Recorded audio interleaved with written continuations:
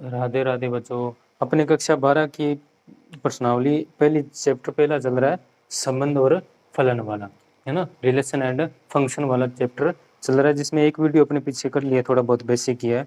और फलन संबंध चल रहा है अभी, है ना, संबंध चल रहा है, उसमें अपने समतुल्य देख लिया, ठीक है, समतुल्य देख लिया, और सम्मित क्या होता है वो अपने पढ़ लिया, और संक्रामक अपने पढ़ लिया। अभी संक्रामक क्या है वो अपने देख लिया। इन अगर ये किसी संबंध में ये तीनों हैं तो वो क्या है, तुल्यता संबंध है, तुल्यता संबंध है, ये अपने देख लिया। और इसका एक एग्जाम्पल भी, एग्जाम्पल नंबर 4 अपने कर लिया था। आज अपने एग्जाम्पल 1-2 ही देखेंगे, ज़्यादा लंबी वीडियो नहीं करेंगे क्योंकि टाइम बहुत कम था। आज मेरे पास लाइट वगैरह नहीं थी, इसलिए लाइट बहुत अभी आई है, तो अब टाइम बहुत कम बचा है, इसलिए अपने थोड़ा इस ज़्यादा लंबी नहीं करेंगे, 1-2 एग्जाम्पल ही देखेंगे आज, तो तुल्यता संबंध के ही एग्जाम्पल देखेंगे, ठीक है। तो ज़्यादा टाइम खराब नहीं करते हुए आगे मैं बकरा रहा हूँ। तुल्यता संबंध का एक एग्जाम्पल नंबर 1, पहला चैप्टर ही चल रहा है अपने संबंध और फलन का, रिलेशन एंड फंक्शन, क्लास 12, कक्षा 12 का, 12th का, ठीक है। अब एग्जाम्पल नंबर 1, एग्जाम्पल नंबर 1 में तो कुछ है नहीं, वैसे ही है, आप देख लेना, इतना ज़्यादा है नहीं, नॉर्मली है, कोई एग्जाम्पल जैसा है नहीं, वैसे दे रखा है, ठीक है। अब एग्जाम्पल नंबर 2 है, एग्जाम्पल नंबर 2 है जिसमें दे रखा है, या एग्जाम्पल नंबर 1 बताना है, एग्जाम्पल नंबर 1 बताना है क्या, नहीं ज़्यादा आप देख लेना समझ में। चलो एग्जाम्पल नंबर 1 बता ही देता हूँ। एग्जाम्पल नंबर 1 है, नॉर्मल सा है। एग्जाम्पल नंबर 1 में कह रहा है भी मान लीजिए एक किसी बालकों के स्कूल के सभी विद्यार्थियों का समुच्चय है। एक कोई समुच्चय है, एक कोई सेट है, वो क्या है, इसमें सभी बालकों का स्कूल है, उसमें सभी बालकों का समूह है। इसके अंदर समुच्चय क्या है, सभी बालकों का समूह है। जो स्कूल के अंदर क्या है, जितने बालक है उन सभी बालकों को रखा है इस स्कूल के अंदर, ठीक है, इस स्कूल के अंदर रखा है, इस स्कूल के अंदर क्या, इस समुच्चय के अंदर रखा है। समुच्चय नंबर 1 में, समुच्चय नंबर ए में क्या रखा है, स्कूल के जो बालकों का स्कूल है, उस बालकों के स्कूल का एक समूह बनाया, उस समूह के क्या बोल दिया, समुच्चय नंबर ए बोल दिया। ये कह रहा है भी दर्शाइए कि आर, दर्शाइए कि आर, दर्शाइए कि आर एक संबंध बनाना है। आर एक संबंध है भी ए कमा बी, जहाँ ए क्या है, ए, जहाँ ए क्या है, ए बी की बहन है, ए क्या है, बी की बहन है। और अपने दर्शाना है भी आर, यहाँ पर आर क्या है, रिक्त समूह है। आर यहाँ पर क्या है, रिक्त समूह है, ये अपनी दर्शाना है, ये प्रदर्शित करना है भी आर यहाँ पर, आर ऐसा संबंध है, जो आर संबंध बनेगा वो एक क्या, रिक्त समूह है, ये प्रदर्शित अपने करना है, बताना है भी आर रिक्त समूह है या नहीं। और एक लिखा है किन्हीं भी दो विद्यार्थियों की ऊंचाई का अंतर, किन्हीं भी दो विद्यार्थियों की ऊंचाई का अंतर 3 मीटर से कम होना चाहिए। इससे प्रकट होता है कि आर डैश बराबर आर गुणा आर एक सार्वत्रिक संबंध है, आर गुणा आर एक सार्वत्रिक संबंध है, यूनिवर्सल सेट है। ये दो चीजें अपने निकालनी है, निकालनी क्या, बताना समझाना ही है, ये रिक्त समूह है या नहीं है, और आर डैश एक आर गुणा आर का एक सार्वत्रिक समूह या यूनिवर्सल सेट है या नहीं, वापिस ए है या नहीं, यानी आर डैश एक वापिस यानी ए गुणा ए सार्वत्रिक यानी यूनिवर्सल सेट है यानी ए ही है, एक प्रकार का क्या है, ए ही है आर डैश। ये अपने दो चीजें कंडीशन निकालनी है, दोनों प्रदर्शित करना भी है या नहीं है, सही बात है या नहीं है। क्वेश्चन में एग्जाम्पल में ये दोनों चीजें बोली है, ये दोनों चीजें सही है या नहीं बोली, ये बोला। पहली चीज देखते हैं भी, केस नंबर फर्स्ट अपने देखते हैं भी, केस नंबर फर्स्ट में ये बोला है भी ए कोई बालक है, बालकों का समूह है, बालकों के सभी बालकों का समूह है, वो समुच्चय क्या है, ए है। इसके अंदर वो बालक है जो स्कूल के अंदर है, जो स्कूल के अंदर पढ़ रहे हैं वही, और वही आर के अंदर आएंगे, वही आर के अंदर आएंगे, स्कूल वाले बच्चे हैं। इनमें कोई स्कूल है, कोई स्कूल है, उस स्कूल के ही इसके अंदर क्या है, बच्चे हैं, विद्यालय है, उसी विद्यालय के क्या है, इसमें बच्चे हैं। और विद्यालय कौन सा है, बालकों का विद्यालय, लड़कों का विद्यालय, लड़कियां नहीं है, लड़कों का विद्यालय। तो आर संबंध बनेगा, तो आर संबंध कैसा बनेगा, रिक्त समूह ही बनेगा। रिक्त समूह क्यों बनेगा, क्योंकि ए और बी आना चाहिए आर के अंदर, ए और बी आएंगे, यानी कोई भी दो बालक आएंगे ए और बी, कोई भी दो बालक आएंगे ए में से यहाँ पर आर में। संबंध बताया था भी कैसे होता है ना, किन्हीं दो के बीच में कोई एक जैसा संबंध हो जो सही होना चाहिए, वही इस आर के अंदर आएंगे। और एक अपने एग्जाम्पल भी किया था। अब ए और बी इस आर के अंदर आएंगे, इस आर के अंदर आएंगे, आएंगे कब, जब ए बी की क्या हो, बहन। ए इसमें तब आएगा जब ए क्या हो, बी की बहन हो, यानी बी आएगा। बी क्या होगा, ए की बहन है, ए की क्या है, बहन है। तो वहाँ यहाँ ए कोमा बी अपने लिख देंगे, यानी जो भी दो बालक है वो यहाँ पर लिख देंगे। लेकिन बहन कोई हो ही नहीं सकती इसमें, बहन कोई हो ही नहीं सकती। ये आर एक फिक्स में यानी फाई है, क्योंकि विद्यालय में बहन नहीं हो सकती। अब किसी के दिमाग में आएगा भी हो सकती है, बहन तो हो सकती है, क्यों नहीं, सभी बहनें ही होती है, बिल्कुल बात सही है, बहनें होनी चाहिए सभी, है ना। लेकिन अपने ये बात कर रहे हैं विद्यालय क्या है, लड़कों का है, बहन नहीं हो सकती, क्योंकि विद्यालय क्या है, विद्यालय लड़कों का है,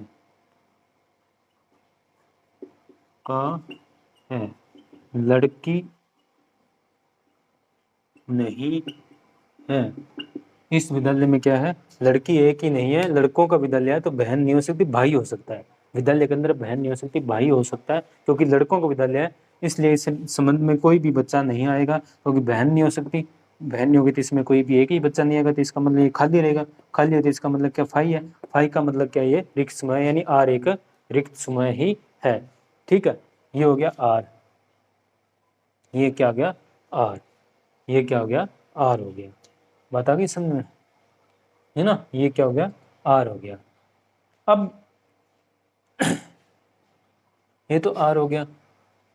अब इसके बाद आर डैश निकालना है, आर डैश, आर डैश कब निकलता है, आर डैश का मतलब यही है भी जो भी सेट है, है ना, जो मेन सेट है ए है, ए में से आर को बाहर निकाल दो, ए में से आर को क्या निकाल दो, बाहर निकाल दो, तो वो क्या बचेगा, ए डैश ही बचेगा अपने पास, है ना। आर में से ए को मैं बाहर निकाल दूं, आर ए डैश, ए में से आर को बाहर निकाल दूं, तो वो क्या होता है, आर डैश होता है। यानी जो यूनिवर्सल सेट है उसमें से अपने आर को बाहर निकाल दें। डैश अपने पढ़ा था, अभी डैश वाली परिभाषा पढ़ी थी, है ना, पूरक समुच्चय।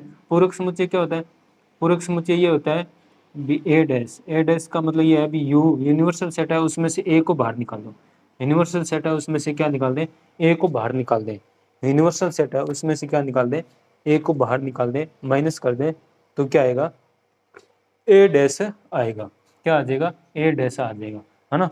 ए माइनस बी का मतलब क्या है, ऐसा समुच्चय जिसमें ए में से बी को सभी को बाहर निकाल दें, यानी ए बराबर अपने सेट मान लिया 1 2 3 4 है, ठीक है, बी मान लिया 2 3 5 6 7 है, ये बी समुच्चय है। अब ए माइनस बी निकालना है, तो यानी ए में जो बी के अवयव है, बी के अवयव कौन से है, ये 2 बी में भी है, 3 बी में भी है, तो ए को 2 और 3 को ए में से बाहर निकाल दो, बच्चे कौन से, 1 और 4, वो क्या है, ए माइनस बी, यानी ए सेट में से, ए समुच्चय में से बी के जो जो अवयव है वो सभी बाहर निकाल दो, जो बच गए वो वही लिख लें, तो ये क्या, ए माइनस बी है, ठीक है, ये ए माइनस बी है। वैसे यू में से ए को बाहर निकाल दें, यू में से ए को बाहर नहीं, यू क्या, यू एक यूनिवर्सल सेट होता है, यानी बड़ा सेट होता है, ऐसा सेट जो नॉर्मल सेट दे रखे हैं वो सभी एलिमेंट यू के अंदर होने चाहिए, तो यू एक क्या हो जाएगा, यूनिवर्सल सेट हो जाएगा। यानी यू के अंदर मान लिए 1 से 10 तक है, तो यू में से ए को बाहर निकाल दें, यू में से ए को बाहर निकाल दें, तो वो अपने पास क्या आएगा, ए डैश कहलाता है, पूरक समुच्चय कहलाता है, ठीक है, पूरक समुच्चय कहलाता है, ए डैश कहलाता है, जिसे ए डैश से अपने प्रदर्शित करते हैं। अब यू में से ए को बाहर निकालें, जैसे ए को अपने 1 से 4 मान लिया, तो ये 1 से 4 वाली संख्या सभी वो यू से बाहर निकाल दे, तो यू के अंदर बचेगा 5 6 8 9 10, ये यू के अंदर बचेगा, तो ये क्या अपने पास है, ए डैश है, ये क्या एक ए डैश है। वैसे आर डैश निकालना है, आर डैश का मतलब यू में से आर को बाहर निकालना है, यू में से क्या निकालना है, आर को। अब यू यहाँ पर तो स्पेशल तो दिया नहीं, तो आपने क्या दिया, ए दिया है, ए क्या, जितने विद्यालय के अंदर विद्यार्थी है सभी का समूह है, तो यानी ए एक प्रकार का क्या है, यूनिवर्सल सेट ही है। ए एक प्रकार का अपने पास यहाँ पर क्या है, यूनिवर्सल सेट ही है। तो ए में से आर को बाहर निकाल दें तो क्या आ जाएगा, ए डैश आ जाएगा। ये कह रहा है भाई ए आर डैश है वो अपने पास क्या है, एक यूनिवर्सल सेट ही है। और आर डैश कैसा हो जाएगा, ए गुणा ए ही, ए गुणा ए ही है, कोई अलग है नहीं। तो ए में से आर को बाहर निकालेंगे तो अपने पास आएगा क्या, ए ही आएगा, क्योंकि आर तो क्या है, रिक्त समूह है, तो आर के अंदर कोई अवयव भी नहीं है, तो ए में से कोई बाहर ही नहीं निकलेगा। ए में से कोई बाहर ही नहीं, यानी कोई बच्चा बाहर ही नहीं जाएगा, कोई बच्चा बाहर ही नहीं जाएगा, तो वापिस अपने पास क्या आ जाएगा, ए ही आ जाएगा, यानी एक प्रकार का यू ही आ जाएगा। तो क्या आर डैश से अपने पास क्या है, यूनिवर्सल सेट ही है। या अपने दूसरे तरीके से इसे समझे तो आर डैश दूसरे तरीके से समझे, भी अपने ये वाला रूल ना लगाई, अपने माने ना भी ये आर डैश ऐसा है, माने ना, है ना, अपने कहते भाई आर डैश ऐसा है नहीं, ये आर डैश अलग ही है, आर डैश अलग ही है, ए क्रॉस ए ही निकालना है, ए क्रॉस ए ही निकालना है। तो आर क्या, आर डैश यूनिवर्सल सेट होगा, तब भी क्या होगा, आर डैश एक यूनिवर्सल सेट हो जाएगा। यूनिवर्सल सेट वो होगा जो अपने समुच्चय दे रखे हैं उनसे बड़ा समूह है। यूनिवर्सल सेट क्या होता है, जो समुच्चय दिए हुए हैं उनसे बड़ा समूह होता है, वो एक प्रकार का यूनिवर्सल सेट होता है। जैसे ए और बी दे रखा है, ए और बी दोनों से बड़ा कौन सा है, यू है, तो यू अपने पास क्या है, यूनिवर्सल सेट है। अगर यू के अंदर मैं मान लेता अभी इतनी है, 3 तक संख्या है, यू के अंदर मान लेता अभी 3 तक संख्या है, तो अभी इनमें यूनिवर्सल सेट कोई है ही नहीं। और सी में मान लेता 1 2 3 और 8 तक संख्या मान लें, लगातार 8 तक, तो सी के अंदर सबसे ज्यादा संख्या है, 1 2 3 सी के अंदर है, 1 2 3 4 सी के अंदर है, 2 3 5 6 7 सी के अंदर है, सी 1 से लेकर 8 तक है। तो यहाँ पर सी क्या हो जाएगा, अब सी यहाँ पर एक प्रकार का यूनिवर्सल सेट कहलाएगा, जिसे अपने यू से प्रदर्शित करते हैं। तो यू से प्रदर्शित करते हैं, इसलिए अपने इसको सी नहीं बोलेंगे, तो इसको क्या बोलेंगे, यू बोल देंगे। फिर अपने इसे यू नहीं मानेंगे, इसे क्या मान लेंगे, सी मान लेंगे। बस इतना ही फर्क है, और कोई यूनिवर्सल सेट की कोई नई बात नहीं होती। ठीक है, अब आर डैश निकालेंगे, आर डैश निकालने थे ए क्रॉस ए, ए क्रॉस ए का मतलब तो अपने छोटा सा एक मान लेते भी, एक स्कूल है उसके अंदर 3 बालक है, इसे मान लिए ए है, तो ए क्रॉस ए निकालेंगे तो इस ए से बड़ा ही आएगा, इस ए से बड़ा ही आएगा, क्योंकि ए क्रॉस ए यानी ए का 2 बार गुणा कर दिया एक बार, यानी एक का एक के साथ ए क्रॉस ए, एक का 2 के साथ, एक का 3 के साथ, 2 का 1 के साथ, 2 का 2 के साथ। समझाने के लिए बता रहा हूँ, वैसे आप ये करना मत, समुच्चय मत बनाना, नॉर्मल लिखना भी यूनिवर्सल सेट ही होगा, समझना वैसे यूनिवर्सल सेट होगा। अब आर ये क्या है अपने पास, आर डैश है, ये क्या है, आर डैश है, ये क्या है, आर डैश है, यानी सभी बच्चों का सभी बच्चों के साथ संबंध है, सभी बच्चों का सभी बच्चों के साथ, खुद का खुद के साथ भी किसी न किसी तरीके से, भाई भाई है ना, खुद का किसी भी तरीके से संबंध एक दूसरे के साथ है, तो वो आर डैश है। तो आर डैश एक प्रकार का यूनिवर्सल सेट ही हो गया, क्योंकि बड़ा ही हो गया। इसके अंदर तो एक के अंदर सिर्फ 3 ही बच्चे हैं, इसके अंदर क्या हो जाएंगे, ये बहुत ज्यादा बच्चे हो गए किसी ना किसी तरीके से, है ना। तो आर डैश क्या हो जाएगा, एक यूनिवर्सल सेट हो जाएगा, बड़ा समूह हो जाएगा। तो ये एग्जाम्पल नंबर 1 था, बस समझने वाली बात थी, इसमें कोई संबंध वगैरह वैसे है नहीं, कोई बड़ी बात है नहीं, और कंपटीशन के हिसाब से भी इतना इम्पोर्टेंट है, पेपर के लिए भी इतना इम्पोर्टेंट है। ये एग्जाम्पल नंबर 1 इतना इम्पोर्टेंट है नहीं, लेकिन हाँ एग्जाम्पल नंबर 2 जरूर है, वो इम्पोर्टेंट है, मेरे पेपर के अंदर आ सकता है, कोई बड़ी बात है नहीं। एग्जाम्पल नंबर 2 कह रहा है कि मान लीजिए कि टी किसी समतल में स्थित समस्त त्रिभुजों का एक समुच्चय है, टी एल किसी समतल में स्थित समस्त रेखाओं समस्त टी है, टी किसी समतल में स्थित समस्त त्रिभुजों का एक समुच्चय है। ये कह रहा है टी कोई, एग्जाम्पल नंबर 2 कर रहे हैं, एग्जाम्पल नंबर 2 के अंदर ये कह रहा है भी कोई, आप मैथ में ध्यान रखना भाई, कोई भी क्वेश्चन पढ़ो उसे हमेशा टुकड़ों के अंदर ही पढ़ना चाहिए। जब आप एक 3 लाइनें दे रखी है तो उस 3 लाइनों को 6 टुकड़ों में कर लो, चाहे 6 बार पढ़ लो, 6 टुकड़ों में थोड़ा थोड़ा पढ़ लो, तो पूरा समझ में आ जाएगा भाई क्या वो पूछ रहा है, क्या पूछना चाहता है, और क्या वो अपने को बता रहा है, भी क्वेश्चन के अंदर क्या क्या चीजें बताई है, भी क्या क्या है और क्या अपने से पूछ रहा है, वो समझ में आ जाता है, तो फिर करना और आसान हो जाता है। पहली लाइन में ये कह रहा है भी टी कोई समुच्चय है, टी कोई समुच्चय है और ऐसा समुच्चय है जिसके अंदर जितने भी एलिमेंट है, जितने भी एलिमेंट है वो सभी क्या है,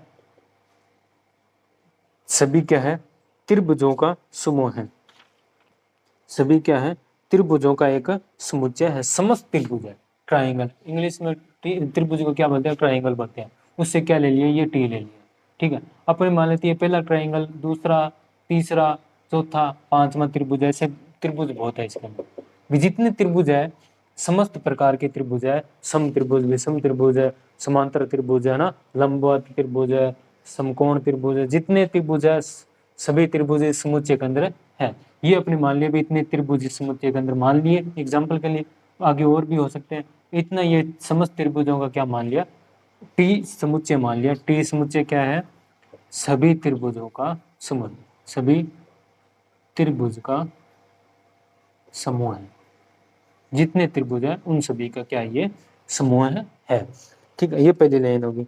दूसरी लाइन कह रहा है भी समुच्चय टी में आर एक संबंध है, समुच्चय टी में आर क्या एक संबंध है। और आर संबंध किस तरह है, आर संबंध इस तरह है भी T1, T2, T1, T2, are के अंदर अभी इस तरह आएंगे भी T1, T2। ये तो एग्जांपल के लिए है T1, T2, जोड़ने भी यही दोनों, ये नहीं T3, T4 भी आ सकते हैं, ये एग्जांपल के लिए बताया। T1 और T2 इस संबंध के अंदर आएंगे, कब आएंगे, जब T1 क्या हो, जब T1 क्या हो, T2 के सर्वांग सम, सर्वांग सम या सर्वांग सम हो, सर्वांग सम हो, सर्वांग सम हो, वो इस आर के अंदर आएंगे। आर क्या है, आर टी के लिए क्या है, आर टी के लिए संबंध है, आर टी के लिए क्या है, संबंध है। ये अपने बोला है भी संबंध है, इस तरह है भी आर के अंदर वो सिद्ध कीजिए भी आर एक तुल्यता संबंध है। संबंध तो है लेकिन अपने सिद्ध करना है भी आर क्या है, पूछा क्या है भी आर क्या है, तुल्यता संबंध है। ये अपने क्या पूछा है, ज्ञात करना है, सिद्ध करना है, ठीक है। ये दिया है, ये भी अपने दिया है, और पूछा क्या है, यानी सिद्ध क्या करना है, तीनों में सिद्ध क्या करना है, सिद्ध करना है, क्या करना है बी आर क्या है, एक तुल्यता संबंध है, तुल्यता। ये अपने इतनी बातें पता चल गई। अब इस तरीके से अपने तुल्यता संबंध प्रदर्शित कर देंगे। तुल्यता संबंध प्रदर्शित करने के लिए पहले अपने देखेंगे समतुल्य, समतुल्य है या नहीं है। समतुल्य देखने के लिए अपनी कंडीशन क्या है भी a comma a belongs to R है या नहीं, और ए किस में होना चाहिए, जो अपने समुच्चय दिए रखा है उसमें होना चाहिए। समुच्चय अपने यहाँ पर क्या माना, टी माना, तो अपने कहते हैं भी ए क्या है, टी के अंदर होना चाहिए, ठीक है। ए क्या है, टी के अंदर होना चाहिए, चलो बाद में देख लेंगे। ए क्या टी के अंदर होना चाहिए। अब यहाँ पर ए की जगह अपने क्या माना, T1, T2, T3 ऐसे मान रखे, तो T1 ले लेते हैं।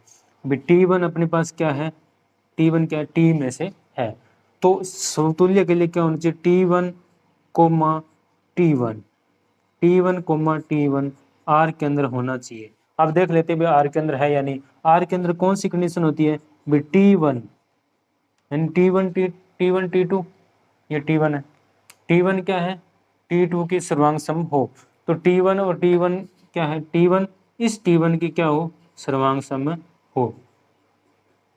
अब देखना अपने T1 एक दूसरे की सर्वांग सम है या नहीं, अगर हुए तो अपने लिख देंगे यहाँ पर भी ये समतुल्य है। अब T1 यानी T1 खुद के खुद सर्वांग सम होता है यानी नहीं होता। सर्वांग सम का मतलब है, अब इतना ध्यान रखना, सर्वांग सम का मतलब है भी लगभग एक जैसे, लगभग क्या हो, दो चित्र हो, डायग्राम हो, एक जैसे हो, एक जैसे दिखने में एक जैसे हो। जैसे ये दो त्रिभुज है, दो त्रिभुज है ना, इन दोनों को देखने में क्या है, एक जैसे है। अब इन दोनों को मैं इस तरह लिख, इसको एक इस तरह बना दूं, लेकिन अपने देखने में क्या हो, थोड़ा सा इसको ऐसे घुमाए तो इनके जैसे ही है, यानी देखने में क्या हो, लगभग एक जैसे त्रिभुज हो, तो वो त्रिभुजों का सर्वांग सम होता है। यानी दो त्रिभुज दे रखे, दोनों क्या हो, देखने में क्या हो, एक जैसे हो, तो वो क्या होता है, सर्वांग सम होता है। या बड़े भी हो सकते हैं, जैसे ये छोटा है, ठीक है, ऐसा कैसे त्रिभुज एक बड़ा है, सेम टू सेम, तो यानी एक जैसे होने चाहिए। कुछ कंडीशन होती है सर्वांग सम में, कुछ ऐसे होते हैं जिनमें तीनों भुजें एक जैसी हो, समान होनी चाहिए लंबाई में तीनों भुजें, तब वो डायग्राम में एक जैसी हो जाता है। यानी T1 दोनों एक ही त्रिभुज है, एक ही त्रिभुज, यानी एक त्रिभुज को दो बार बना देते हैं तो दोनों एक जैसी है, सेम ही है, तो सर्वांग सम तो होंगे, यानी एक जैसे होने चाहिए। ये तो सेम ही त्रिभुज हो गए, ये भी T1 है, ये भी T1 है, यानी सेम ही है। जैसे इसकी 5 लंबाई है, इसकी 5, इसके 4, तो इसकी 4 ये 3 तो 3, यानी एक ही त्रिभुज है, दोनों क्या है अलग अलग बना दिए लेकिन है एक ही त्रिभुज, तो सर्वांग समद होंगे। तो यानी एक कंडीशन पहले सेटिस्फाई है, ये समतुल्य तो होंगे, एक दूसरे के समतुल्य तो है, ये समतुल्य तो है। अब छोटे बड़े में पता लगाना है, तो छोटे बड़े में 3-4 कंडीशन होती है भी। एक तो कह रहा है कोण बराबर होने चाहिए, या तो कोण होना चाहिए, ये 60 डिग्री है तो क्या पता ये भी 60 डिग्री बड़ा बन सकता है त्रिभुज, कोई जरूरी नहीं है। छोटे त्रिभुज में भी कोण 60 डिग्री हो सकता है, बड़े त्रिभुज में भी कोण 60 डिग्री हो सकता है। एक कंडीशन ये है भी एक कोण 90 डिग्री और एक कर्ण और एक भुजा ये एक एक बराबर होने चाहिए, यानी दो त्रिभुज है उनमें एक कोण 90 डिग्री और दूसरे में भी ये 90 डिग्री बराबर होने चाहिए, एक एक विकर्ण बराबर होनी चाहिए यानी कर्ण, ये कर्ण बराबर होनी चाहिए, और एक कह रहा है इसमें से या इसमें से कोई एक भुजा बराबर हो, या तो ये दोनों भुजा बराबर हो या ये दोनों भुजा बराबर हो, कोई एक लंबी हो तो कोई बड़ी बात नहीं, तो भी ये त्रिभुज क्या होंगे सर्वांग सम हो गए। एक कंडीशन ये है भी दो भुजाएं बराबर हो और उनके बीच का कोण, दो भुजाएं और उनके बीच का कोण बराबर हो, ये वाली चाहे भुजा बड़ी हो तो भी कोई बात नहीं है, तो भी ये त्रिभुज क्या कहलाएंगे सर्वांग सम कहलाएंगे। यानी लगभग बात यह है भी तीन चीजें सेम होनी चाहिए, या तो तीनों भुजाएं समान हो, या तीनों कोण बराबर समान हो, या दो भुजा एक कोण समान हो, या दो कोण एक भुजा समान हो, या दो कोण एक भुजा समान हो, या दो भुजा एक कोण समान हो, किसी भी तरीके से हो, ठीक है, किसी भी तरीके से आगे पीछे समान होनी चाहिए, तीन चीजें एक जैसी होनी चाहिए, तो वो क्या कहलाते हैं सर्वांग सम कहलाते हैं। ठीक है, इतनी दिमाग में रखना सर्वांग सम की। अब ये समतुल्य है, ये क्या है समतुल्य है। अब अपने देखेंगे सममित का।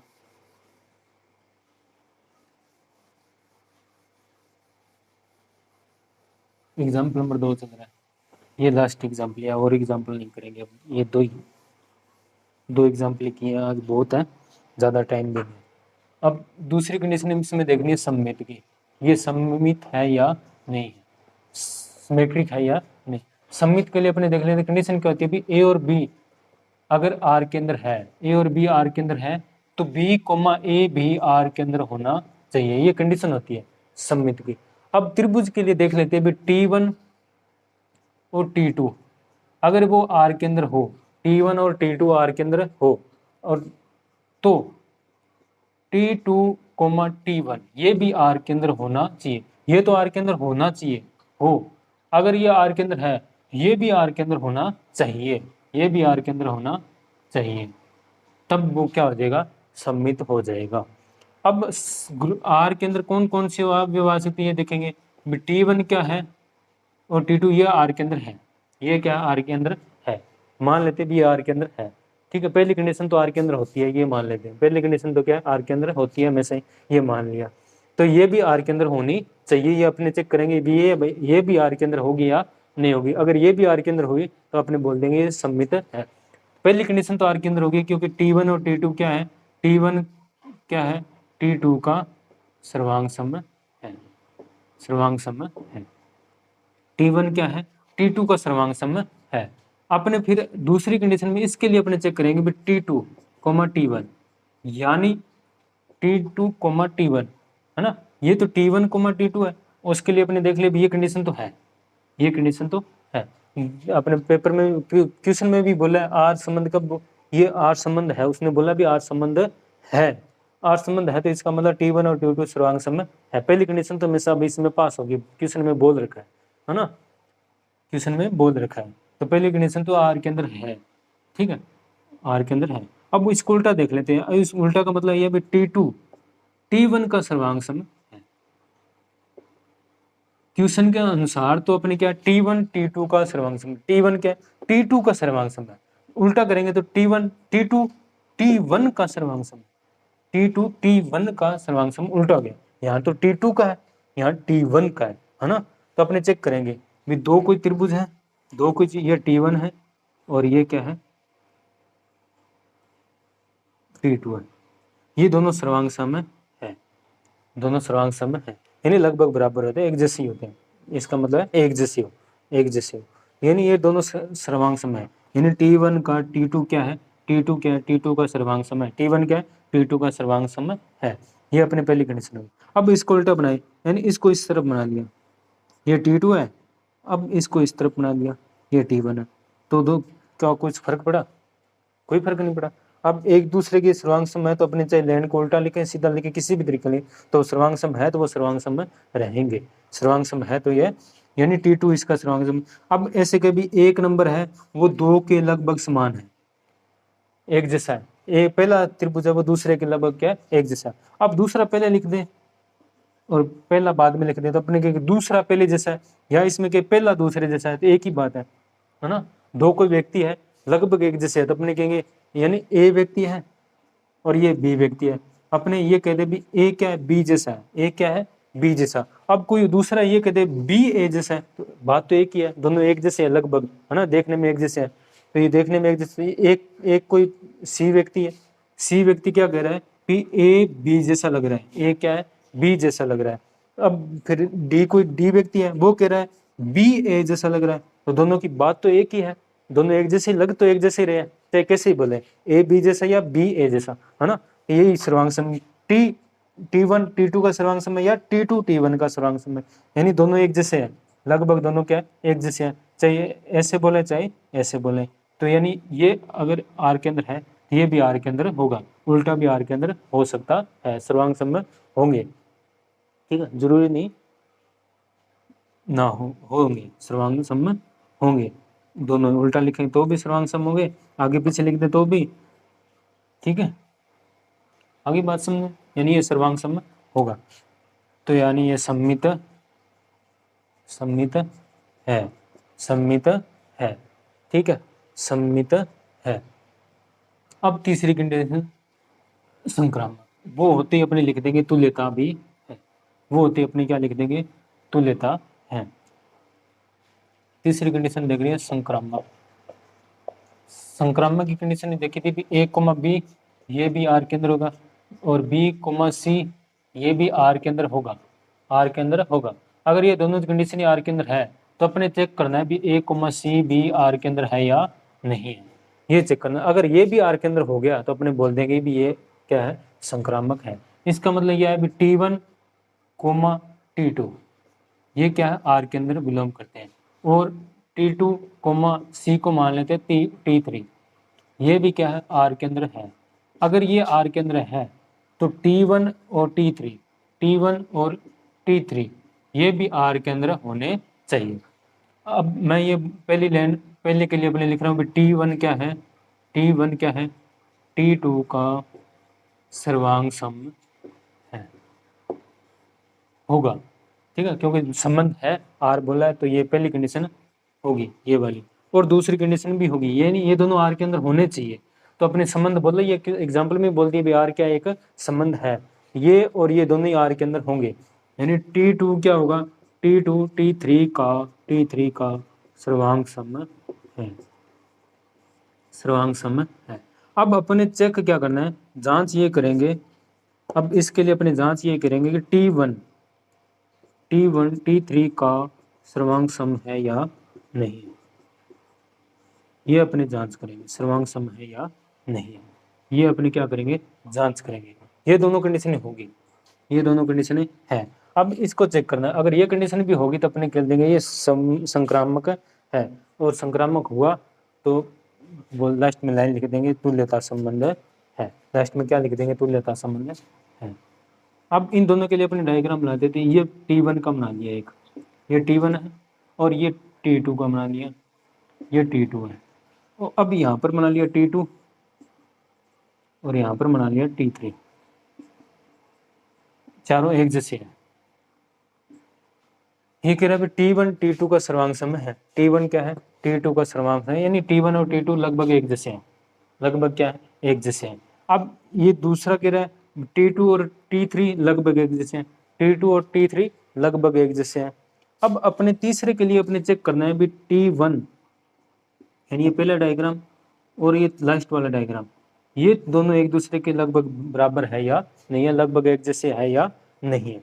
अब वही एग्जांपल अपने देखते हैं व्यक्ति वाला, ए व्यक्ति क्या है, ए व्यक्ति क्या है, बी जैसा है, ए व्यक्ति क्या है, बी जैसा है, बी व्यक्ति क्या है, सी जैसा है, बी व्यक्ति क्या है, सी जैसा है, यानी शक्ल के हिसाब से अपने देखें, ये भी शक्ल के हिसाब से भी T1 और T2 एक जैसे लगभग देखने में, देखें तो पता नहीं चलता भी कौन सा बड़ा है कौन सा छोटा है, एक जैसे है। ये दोनों भी एक जैसे हैं। फिर अपने देखना है T1 और T3 दोनों तीन ये दोनों एक जैसे है या नहीं है। ठीक है, A1 क्या है, A क्या है, B जैसा है, A क्या है, B जैसा, B क्या है, A जैसा है, B क्या है, A जैसा है, B क्या है, A जैसा है, और B क्या है, C जैसा है, B क्या है, C जैसा है ना। दोबारा देख लो, A क्या है, B के जैसा है, A को देखें तो B की तरह ही है, यानी A और B एक जैसे हैं लगभग देखने में, और B और C लगभग एक जैसे हैं देखने में, शक्ल में एक जैसे हैं।